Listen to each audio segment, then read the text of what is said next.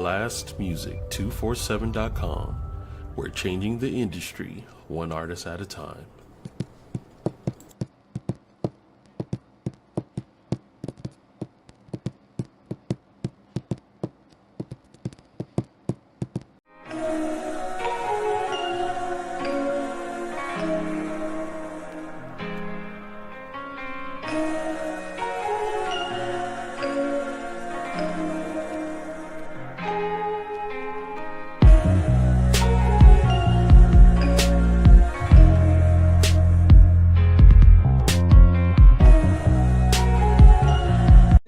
Episode of Moments with Myra.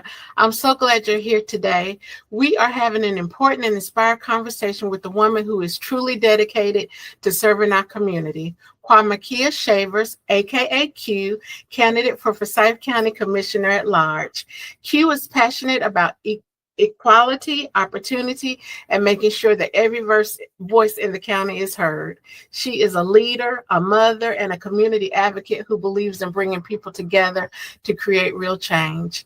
In today's conversation, we're talking about her journey, what inspired her to run, the challenges she's faced, and her vision for the future of Forsyth County. So grab your cup of coffee, settle in, and let's dive into the powerful discussion about leadership, community, and purpose.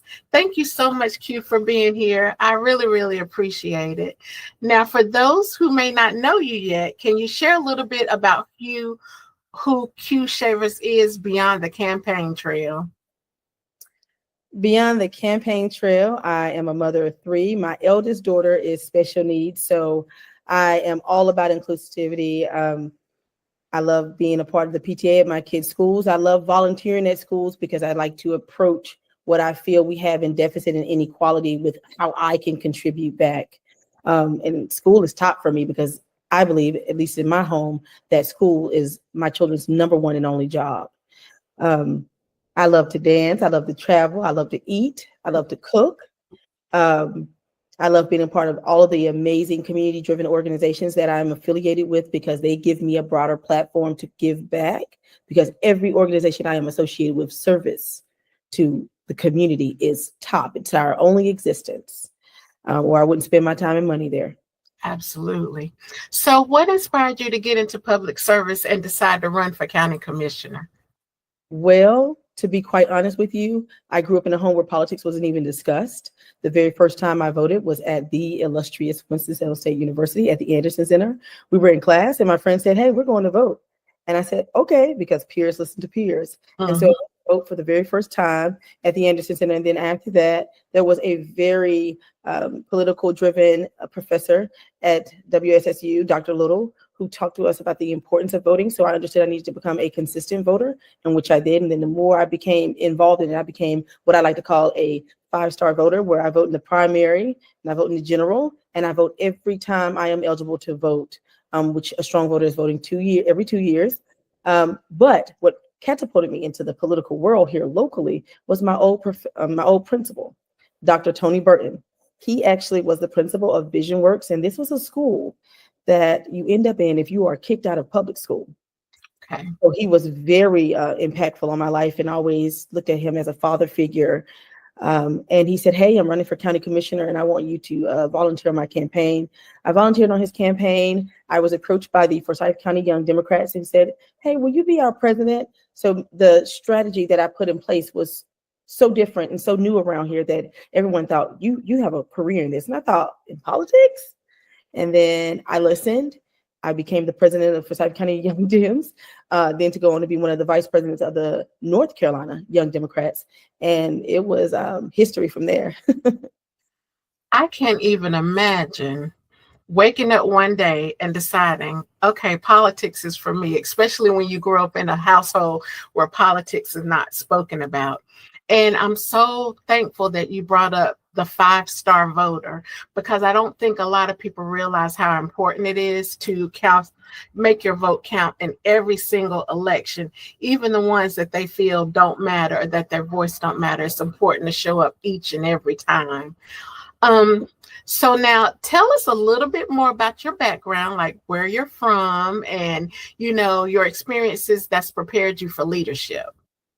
So I am right here from Winston-Salem. I attended Carver High School, went to Louisville Elementary, believe it or not, when they were trying to prove that they weren't segregating schools at that time. They shipped a bus of kids from the projects out to Louisville Elementary. You can imagine how difficult and cultural shock that was for us. I went to Atkins as well, and I told you I got kicked out of school, so I went to Vision Works, and I also went to LEAP because I had to catch up a grade because I was put back for misbehaving. But I am homegrown here. I went to the illustrious Winston-Salem State University, graduated in 2011. I danced with the Wyettes, Mo Lucas Wyettes. My grandmother made our uniforms. My Aunt Sam made our tassels. And that was something I always enjoyed doing with my cousins, Kira and Tasha. That was our thing after school, which is why I'm so geared towards the youth, because we had things to do. But that was through the YMCA off of Waterworks Road. We had the summer program where we went for free and had free lunch and went swimming every day and turned charcoal black. And then during the school year, we were either you were a boy and you was played the drums, or you were on Mo Lucas's step team, or you were a girl and you danced, you were a Wyatt. I mean, that's just what we did in the summers. The Urban League had money. We worked through Urban League, made $10 an hour. Can you believe that? We made $10 an hour in the summer working through the Urban League. So there were opportunities for us. And I want to get back to some of that opportunity-based structure here in our city to address some of the things that are going on. Yes, I agree with you 100%, because you were taking me back when you're talking about Mo Lucas, and it reminds me of the parades. I didn't do any dancing, but I was in Brownies, and I remember us being in parade for homecoming, and the Christmas parade was just like everything, and all of the different programs. And I do feel that that's something that we need to work towards, because we had more of a sense of community. During my time, because I am a little bit older than you, also a fellow Yellow Jacket as well. Okay. We were able to hang out at the East Winston Library.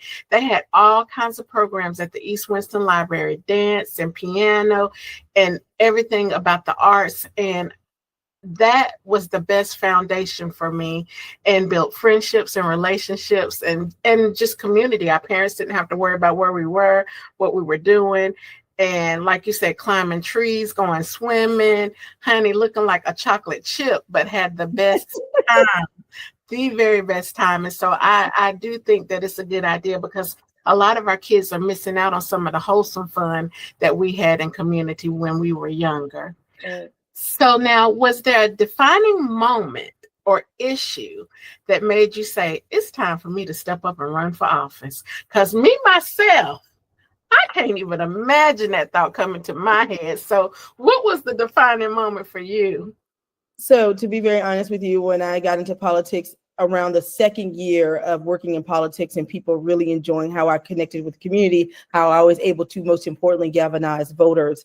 Every year people have asked, every year around my second year in politics, they have asked, when are you going to run? And every time I thought, this isn't the right time, this isn't the right time. And God didn't tell me to. And believe it or not, he told me to this year. And I know at my age now that anything that I do, I don't care what it is, I pray about it first. Because I know if I pray about it and I wait for God's sign, I wait for his approval, I know that I will be just fine. And to God be the glory, I have been. So really it was about prayer, because I could have ran any time before now, especially when I received that call to run for state rep. But I just knew I would not be as effective in Raleigh, and it was not something I wanted to do. But I prayed. Something so simple. I'm a true believer of being obedient. And I'm a true believer of when people say that the conversation was between me and God only. So, you don't have to worry about where I came from. You don't have to worry about any of the other stuff. I'm just truly being obedient. And that's one thing that I always preach about, is being obedient to what God has said to you and led you to do. And when we walk in our truth in that way and in our obedience, it doesn't matter what it looks like to anybody else, because we're showing up not only as our true authentic self, but we're doing what we're truly led to do. And I think that that's important to acknowledge. Now, in this race, honey, again, I couldn't do it. So I give you kudos. But what are some of the biggest lessons you've learned from serving in your community or working with local organizations? To be very honest, one of the biggest things that I have learned is that many organizations get together and believe that they have all the answers to problems that some of them have never even endured. And they don't talk to the communities of which they're trying to reach. I think that is incredibly, I think to put it in a nice way, I think that it's very difficult to achieve something without talking to the individuals that you're targeting, right? Seeing what their beliefs are, seeing what they want, how they want it done, because it's something that you need from them. And so you probably should talk to them first before you start implementing, programming and tactics. And I think that that's something that a lot of people in our leadership fail to do, is to talk to the individuals that they're trying to reach. Well, and that reminds me of something my grandmother used to say, that common sense is not always so common. And we're going to just leave it right there. Right there. So how has your personal story influenced your leadership style and your approach to problem solving? I would say, coming from, governmental assistance lifestyle, right? We're talking food stamps, we're talking income-based housing, we're talking about not having proper transportation, exposure. I grew up in Southgate. I did not realize I was within walking distance to the best HBCU in the land. I had no idea. I knew that I was in the parade every year, and I think I might have known it was Winston-Salem State's parade, but I didn't understand the magnitude of any of that because there was no exposure for me, right? And I lived in walking distance. Southgate is right there behind BP and behind Forsyth Seafood, literally walking distance. And I didn't understand the severity of that. And I think that because I come from a community of disenfranchised voters, I know how to reach individuals I used to be. So it makes it I have the cheat sheet. I know what they like, I know what they don't like, but I still speak to them first. I still talk to them. I make sure that I come around when I need absolutely nothing. I try to be resourceful. I try to be helpful. I try to build. So when I'm coming back around saying, hey, I believe in this candidate, will you please support them? They typically get in a car and go vote with, just because it's me, because I've built that relationship bridge, which put me into position to create my own political consulting company, which they're not paying me the dollars, they're paying me to do the job. They're paying me the dollars because of the relationships I've built, I've cultivated, I've maintained, right? They're paying me because they know that the individuals they need to reach, they can't, not without a go-between. So what are the top 3 priorities you want to focus on if elected as a Forsyth County Commissioner at large? Definitely education is at the top. So you do know that Forsyth County does give a percentage of the funding to our school board. They did give a little bit more this year, but I think they could have been proactive in some of the things that they knew were happening and coming forth for our school district. I definitely would have fought to ensure that they had received that help before we did a reduction in force. I think that was horrendous. Especially with the money being available. Yes, you would have had to move around some line items, but we take care of home first, even if we're not the person that caused it. It's just like our children, right? Our children will go out here and do something, and we're like, oh my God, but we have to help them, right? If you can't get help from home, then you up the creek without a paddle. That's right. So education is first. I don't only want to just deal with the funding, but I'm not sure if you're aware that I've done these seminars where I'm helping them apply for college. Many of my friends, they hadn't had the opportunity to go to college yet. And so their children are first generational college. And there's so many nuances that they need to know about, and to put their children in the best position to have a successful freshman year, and for them to not be stressed out so much, but to be prepared, right? Because the more I'm prepared, the less I'm stressed, whether I have the money or not, because God always makes a way. So I'm big on education. I'm big on giving back. I like to show people how I believe it should be done versus just talking about it, right? So I volunteer not only at my children's schools, but I'm also a member of Senior Academy. I am now a member of the Greater Winston-Salem Chamber, but I was doing, before I became a member, I do Senior Academy. Senior Academy is when seniors are in jeopardy of not graduating for multiple reasons. And so I give back, and I want to teach our community, or show our community rather, listen, this is what we do when we give back, and we have to.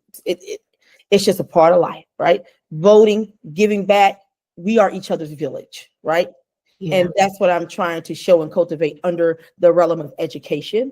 The requirements of county commissioner are, of course, public health and public safety. To me, those two are synonymous. You can't do one without the other. And I want to make sure that we are doing a good job at bridging our public safety and our public health to our community in a way that it's accessible and that it's, it's a given here that we take care of each other. I think that our sheriff's department does a great job bridging with our community. I think he does an amazing job, not only him, right, because he's the face of the county, but his department, the individuals that he employs, does an amazing job bridging themselves with our community. And also he came in and did a great thing by ensuring that many of the deputies look like us, a community that had indifference with law enforcement. I think he's done an amazing job at that. And I love how community driven he is. It makes us feel like we are a part of something greater than ourselves.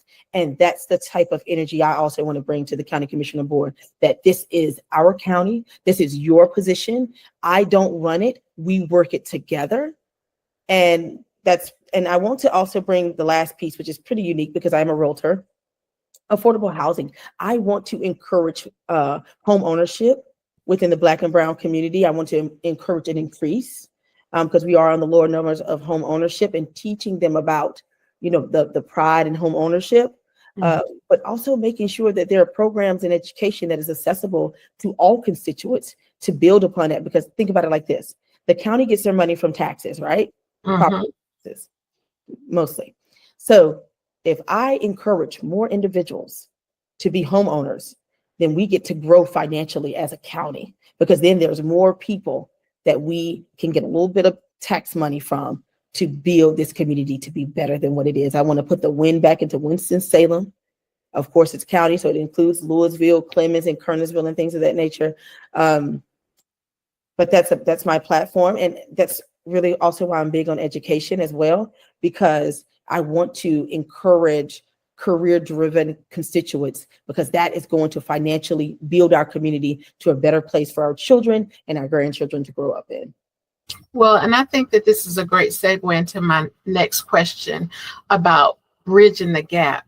So many people feel disconnected from local government, or that their voices aren't heard. And I think that that's the reason why a lot of people choose not to vote, because they're like, well, it ain't gonna make a difference. No way. They're not paying attention to little old me. So I like the village mentality, because we always say it takes a village to raise a child, but it takes a village for us to come together as a community, especially with the state that we're in now with, EBT cuts and that kind of thing.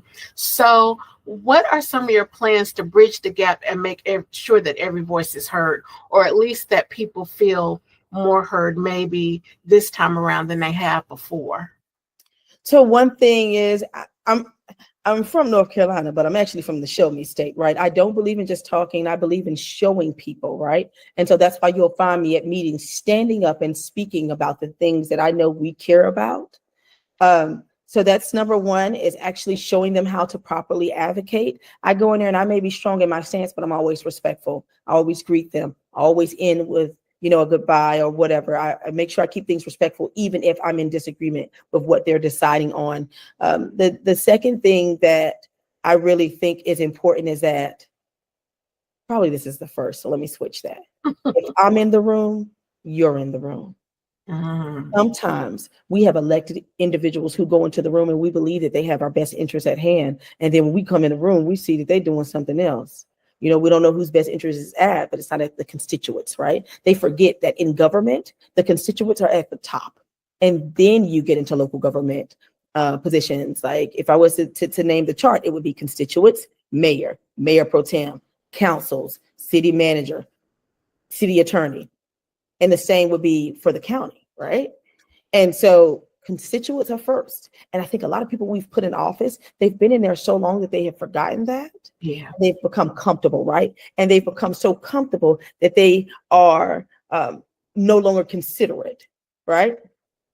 You're so comfortable in this position, you don't consider this, you don't consider that, you don't consider me, you don't consider other constituents, because you've become comfortable. But how we show our power is in numbers. And how I talk to individuals when I'm out canvassing or just out in the community, I tell them, listen, your vote does count, because this is a numbers game. Either you have enough to advance or you don't. And that's why I'm gunning home, this March 3rd date, because if people don't vote primarily, in the primary. Like for myself, I won't even be able to advance to the general. You have to vote in the primary because that means that you are trying to elect the person you think is best for the job. Even if they don't make it out of the general, at least allow them to make it out of the primary. Yes. And so I tell them it's a numbers game. Either you have enough numbers to go forward or you don't. So let's talk about equality and opportunity. What changes would you like to see in areas like housing, education, or even small business development? So as a realtor, I see this affordable housing being put on not only by the city, but also at the county. And so then when I go and crunch the numbers, it's affordable for whom? You're going into East Winston, dropping 200K homes off. Are you serious? When the average income there is below 50K a year, they won't even qualify for the loan. Right? And so, it's gentrification. I mean, you're moving people out, but where are you going to put them? We're going to look up and have more unhoused individuals than we've ever seen in our life if we don't stop this foolishness. 200K in East Winston or the north side of Winston or even the south side of Winston is a no-go. And I'm talking 200K plus, right? Mid 200s. So I see inequality there. You're saying you're putting up affordable housing, but really you're not. You're putting up nice houses. They're very nice. Nice townhouses, nice condos, but they're not affordable, right? So just call it what it is. Our school system. I can volunteer at this school and they have, just overflow of resources. Although sometimes it is stemming from their PTA, they still have an overflow of resources. And then I go to schools on the east side of town and, their school books are falling apart. Their tablets, they're missing keys, right? Just bare necessities are not being met on the east and north side of town and south side of town. But then I come to the west side of town, which is pretty much where I reside, and I can leave out of my home. I can go to the left, the right, front, back, and there is a grocery store. I go to East Winston, there's one food line. I go to the north side, there's one food line. I go to the south side, there's one food line. That's right. But on the west side of town, I can go to the Harris Teeter, I can go to the food line, and in fact, there's a food line less than 10 minutes away from each other. Harris Teeter, Publix, a Walmart grocery store, the little super centers. But then I go to the east and the south and the north side of town. Not only is there a food desert, but you may have one or two like eateries to choose from. Right? Either you're gonna eat Bojangles or Mr. Lou's, one or the other. You know what I'm saying? I'm like, come on now, we can do better than that. We can definitely do better than that. And East Winston, because that's where I grew up, it looks worse than it did when I was a kid. And I remember the landscape and I remember everything about it because we had to walk. My mom didn't have a car. We had to walk everywhere. When I see people pushing a cart of groceries back to the projects, I was one of those people where a grocery cart would be at the dumpster because I needed to push it home to get the groceries home. I had to book of food stamps. My mom was at work. My mom worked 2 jobs. My mom was at work. I had that book of food stamps. I had to look after my brother and I walked to the food line and got us groceries. So it's to me problematic to see much of that still occurring. Problematic that there are not more opportunities for access to food and house toiletries, just 1 or 2 choices. It's problematic. Yeah, I agree with that completely. And because of my background in case management and stuff, that's the demographic that I've worked with the most. And it's hard because, when you're in that position, we have to advocate, we have to do this, we have to do that. And I remember where there was a push for housing for us. And they was like, we're going to get these vouchers out and, everybody's going to have the Section 8 vouchers and blah, blah, blah. But then I'm like, well, where are they going? Like, there's nowhere for them to go. So us pushing those vouchers out, yeah, that's good. But there was nowhere for them to go. So I definitely agree with you when we all need to work together to get on the same page and get some more affordable housing that's truly affordable.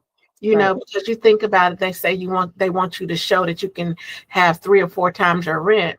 Well, honey, sometimes you barely making just the 1 month of rent, much less to show 3 or 4 months of rent. So I think that that's something that's very, very important and that's very needed.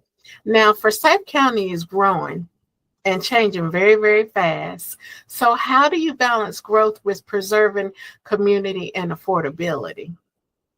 So I think that strategically we can do both, which is why my first bullet point to my candidacy is education, because I do believe that education is the pathway to a better financial future.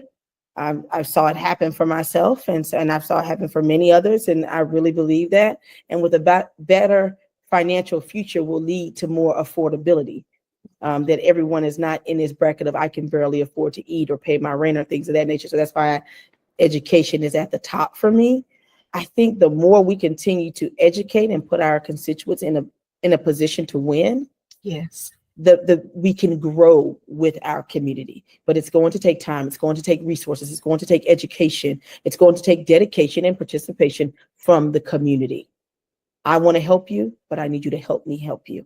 Yes, because you can't want it more for the community than the community wants for itself. I agree with that. So what are some ways the county can better support working families, women, and young people in leadership? I believe by bringing more of a diverse community to the table, because if you look at our county commissioner board right now, it's not as diverse as I would like it to be, right? Pretty much everyone up there is around the same age or much, much older. And so you can just imagine the disconnect from young mothers that they may have, especially if you're not a mother, if you didn't experience some of the things that have happened in the last 10 years, happened to you at a younger age, then it's harder for you to relate. I think bringing them to the table and seeing where they feel unsupported. And listen, once again, everyone makes personal decisions for themselves. And I'm not saying that local politicians need to take on the choices that may not have been great for some of us. I'm not saying that. But what I'm saying is, if the way I live my life impacts how this county is ran or the lack thereof, you might want to bring me to the table and see how you can help me. And I'm not saying every situation is going to be approachable or fixable, but we need to try and we need to do better. We need to try and we need to do better. I know some people who would probably likely do better financially supporting their family if they had a little bit more resources, and we just don't have it. Yes. So how do you plan to work with others on the board, especially those who may not share your views? Well, I'll tell you this. Sometimes it's a challenge working with those who are said to share your views, but when they are voting, you don't know what side of the views they stand on. So I'm going to tell you like this. I am a proud Democrat, but I look at how a person performs and how they vote. I no longer just look at party affiliation name only, because some people use party affiliation names simply to win. They could care less about the democratic values. So I look at how you vote and how you work in this community. But how I would work with them is, guess what? I'll give you a perfect example. I hope this is okay. Yeah. So Dr. Woodbury, if you watch county commissioner meetings, she seems to be the standalone, right? And that's okay, because she doesn't just vote with them just because they have the votes. She votes the right way upon the issue that's on the table, right? She wanted more money for the schools, so she voted in that way, right? Even though they had the vote to pass their motion, she still voted against it. That is showing them that I'm not going to help you with a vote in the future if you don't work for the things that you know my district needs. That's right. And that's where I'm a little indifferent with two of the Democratic commissioners, is that you help them get everything they want for District B. But then when District A needs something, we can't get the votes. That's crazy. It should be a partnership. And I would let them know, if you're not going to vote for the things I need in District A for this community that is disenfranchised at a greater disadvantage, I don't care if you always have the votes to pass your motion. I won't be voting in favor for it. In fact, I'll be up there voting out of favor for it every time, just to show you that I'm not going to play with you when it comes down to addressing true needs in our community. But my hope, my truest hope, is to be able to work strategically with whomever is on that board to get done what I need to get done for any district, because at large position, you're working for both districts. You're looking out in the interest for both districts, but you want to make sure the district that's disenfranchised and at a greater disadvantage is addressed and taken care of just as well as you would for District B, point blank and period. Yes. Look, yes, that's my response to that for sure. So now running for office takes a lot of courage and energy. What keeps you grounded and motivated on your tough days? Woo. Okay, the first person I'm going to say is God, because I thank him for everything. I am nothing without him, and I am assured of that. But I get the cutest messages from y'all. And when I see y'all out, hugs, words of affirmation, excuse me. Sorry. That's okay. The support, people saying that they're going to vote for the very first time. It's the community. It's the community, God in the community, because this is a hard task, and I am a single mother. And as I mentioned earlier, I do have a child with special needs, and I just appreciate everyone. The support really keeps me going. Thank you so much. Sorry. That's okay, honey. That's okay, because this is real. This is a real conversation, real emotions, and real information. And this is the reason why I wanted to have you on as a guest, so that people could see you for who you are and not just for the stuff that's out there or information. I wanted them to be able to hear stuff directly from you. So you're perfectly fine. Now, my next question is, who or what inspires you most as a leader? So what leader would you aspire to be, or that you use kind of as a mock-up of sorts of the direction that you would like to go in? So quite naturally, former Vice President Kamala Harris. Yes. She's the reason that I wear pantsuits. I think she looks amazing. I love how she owns it. I also agree with her that pantsuits feel empowering. Mm-hmm. It just showcases a level of business. I love how she led with grace, that she was always supportive of our president. She never did anything to undermine him or disrespect him, but was still driven to do well for our country. How classy she is, when there's a lot of times she could have really got out of the bag. So that's my number one inspiration, at least on higher level of politics. And often I am, can you imagine who I'm compared to often? Oh yeah, I'm just waiting on you to say it. Congresswoman Jasmine Crockett. She is absolutely my favorite. She is unapologetically transparent. Yes. She's a fighter. She's not afraid to stand up and stand up alone if she has to. She's fierce. She just, to me, exudes this empowerment that I hope that I can share with constituents of Forsyth County, especially women. Yes. And another thing too is being a strong, powerful Black woman. We always have to deal with the angry Black woman. So it's so important for us, like you said, even with our vice president, to show up in spaces and always be respectful, always be kind, we have to always be a step ahead of everybody else with our emotions and keeping them in check. So yes, you're absolutely right. And I think those two women are the epitome of it, honestly, because they're put in some tough situations. And I know with me personally, I don't even realize it sometimes. And sometimes my mom's like, fix your face. And you think you smiling, but honey, the face is telling a whole different story. Mm-hmm. So it's so important for you to be in a peaceful state and doing something that you believe in, something that you love, and being obedient to your call. So, how do you take care of yourself while doing such demanding community work? All of these different personalities, all of these different energies, honey. How do you do it? What do you do for yourself?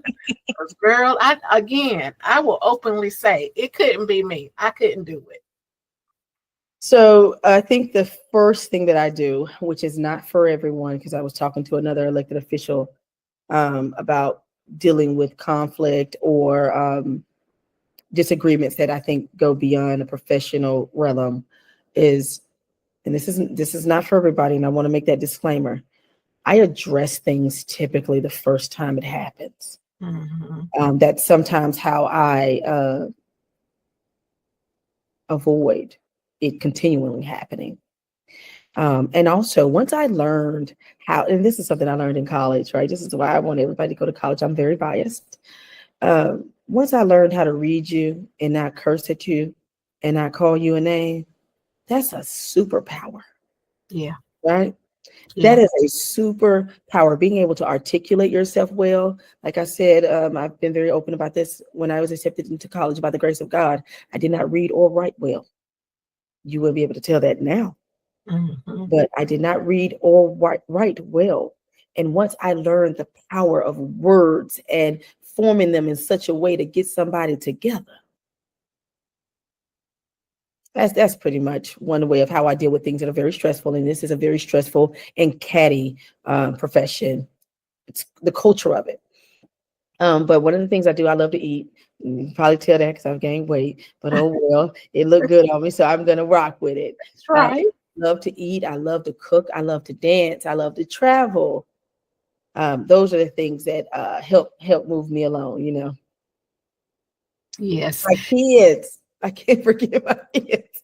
They are everything. Like, I love seeing them grow and do all these great things. And why wouldn't they be when they see their mother working just as hard?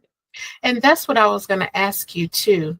With as hard a job as it is being in the public eye that way, how are your kids doing with it? How are your kids doing with being on the roller coaster of mommy's out here doing this, mommy's on this program, mommy's doing that, just all your business out there on Front Street? How are the kids doing with it?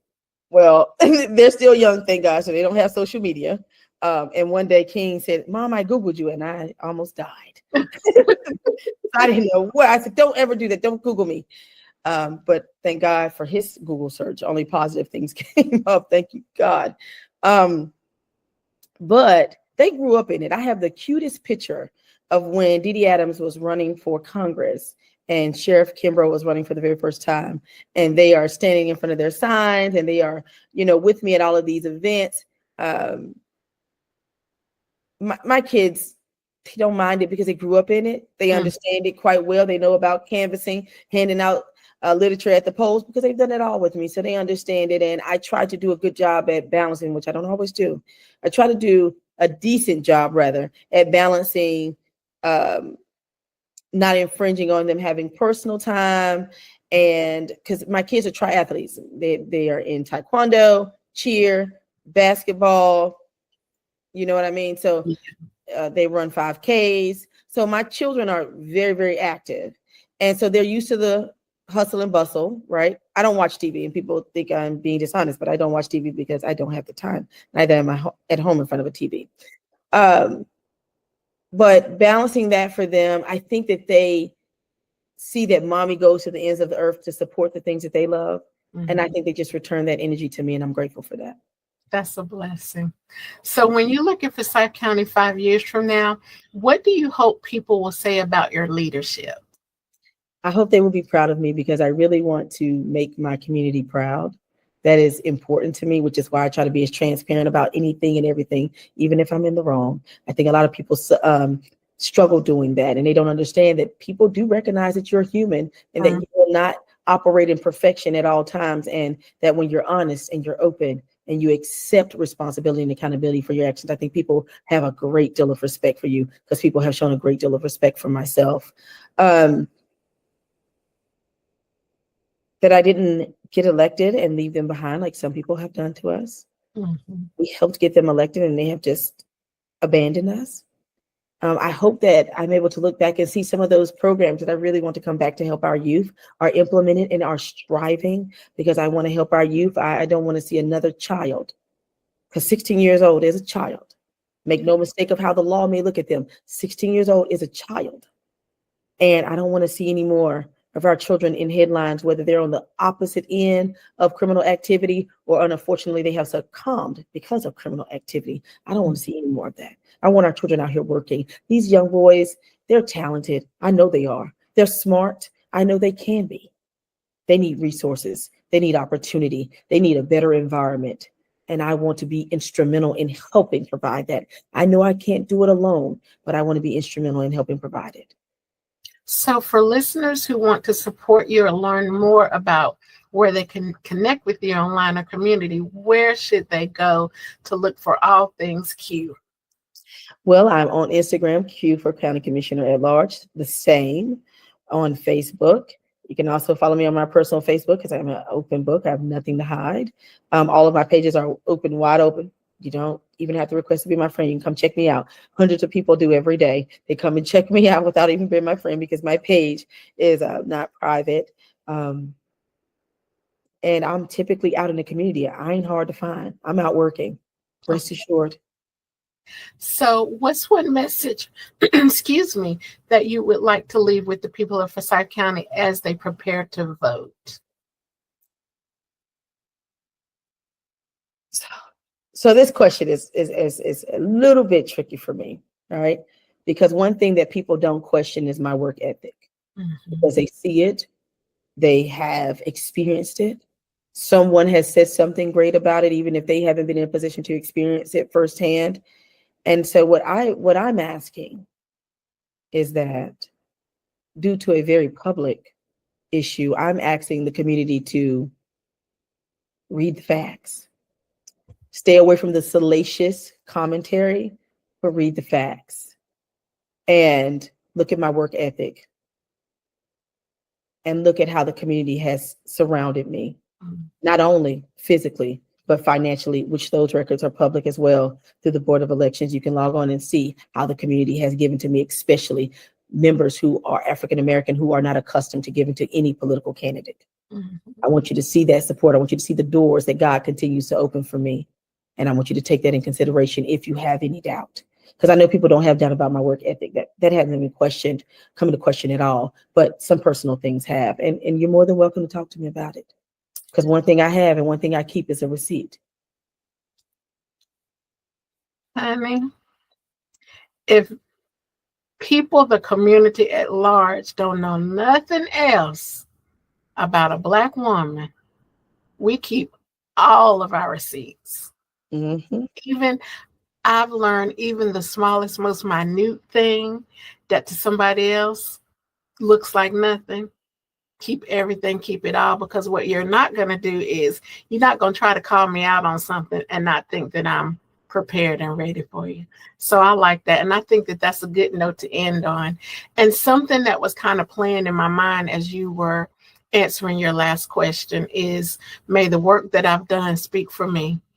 And that's the one thing that I think is a good place for us to stop this conversation and this interview is, regardless of what you think about her personally, look at her work, look at the good that she's doing.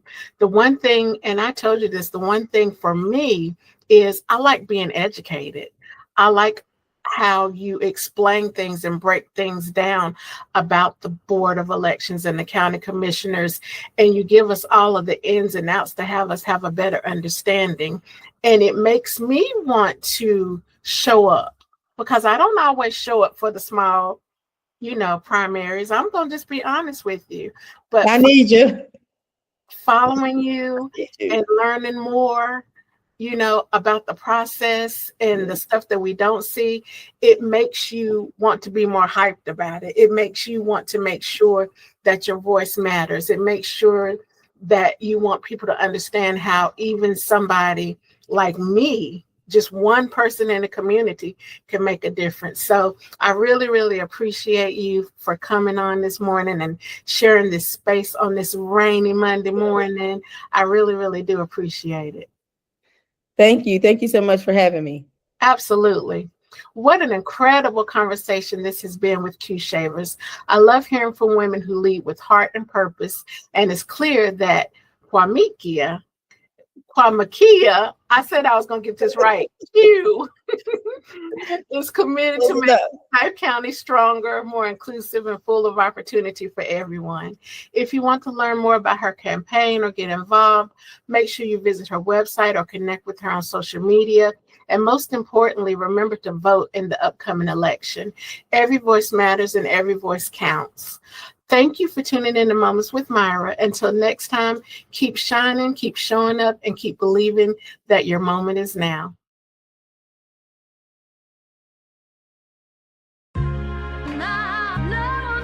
Man, got a brother out here in Raleigh, man. Shout out to that brother Sky High Fresh. Y'all know what it is. Well, my mama called me Marty and my grandma called me son. I'm just a brother on the mic device, on to get it done. Hold it down like Reverend Run when he raising up his seeds. A brother got a heart full of love and free of greed. Get the work done through the Son, a chosen one. Through him we all begun, through him we all become. Some of all blessings through the words of all lessons. My mind is a weapon that I use with discretion, not for your impression. See, I dealt with my depressions through the scriptures of Yah. When you see me, you are seeing a better version Jamar. Just a man after righteousness, no fear of no viruses. The blood of Christ on my life is truly what I'm writing with. Killing demons, interceding, Holy Spirit leading to positions that I'm leading when I'm feeding the flock.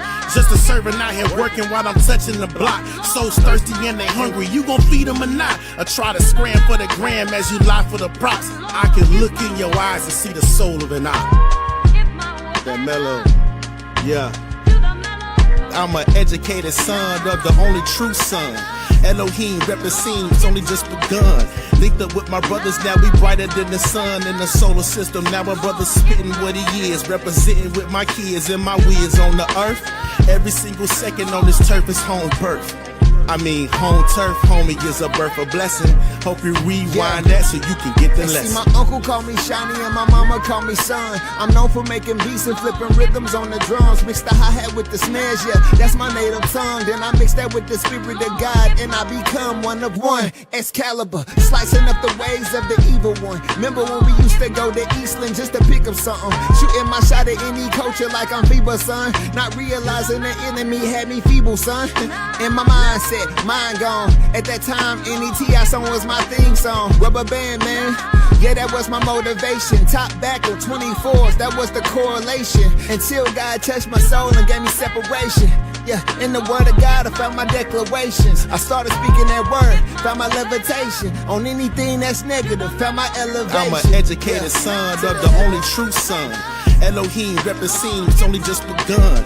Linked up with my brothers, now we brighter than the sun in the solar system. Now my brother's spitting what he is, representing with my kids and my whiz on the earth.